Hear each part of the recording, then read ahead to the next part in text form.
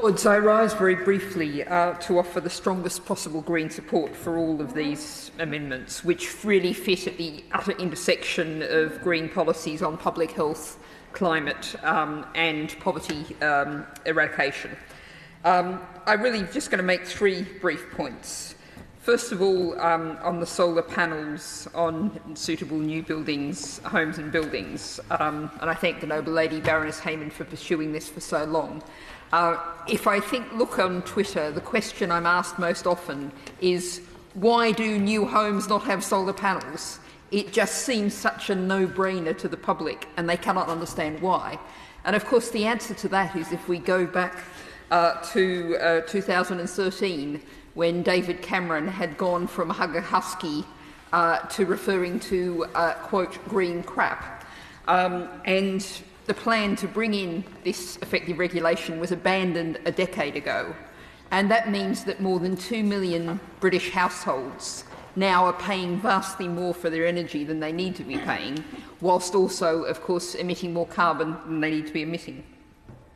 Secondly, and we've heard the noble Lord Hunt and others have been extremely powerful on the parlous state of public health and the relationship that has to our housing. I think it's interesting if we go back to the start of the NHS. Iron Bevan in 1948 was both Minister for the NHS and for housing.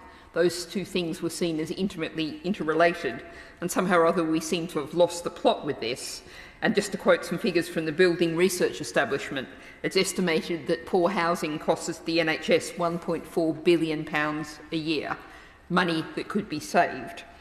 And finally, I really acknowledge the comments from the noble Lord Best about how his awakening to the issue of embodied carbon. And this is something that has been largely ignored.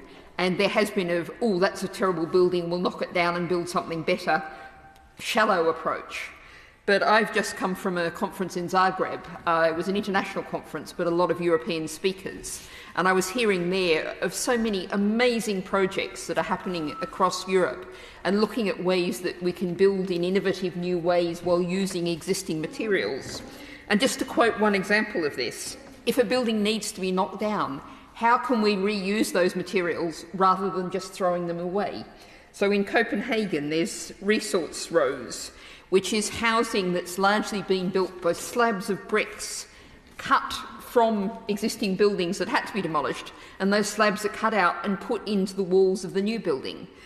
They have recycled materials. The timber is coming from where they've put a new metro extension in. The timber frames that went around the concrete pieces for the metro then go into building housing right beside it. And they've got greenhouses for growing vegetables on site from old windows. This is the kind of innovation that is happening elsewhere because they've got the regulations that are demanding it. We're lacking these regulations, we're lacking these guidance from the government, and just look at what we're building now. My Lords, I refer the Lords to my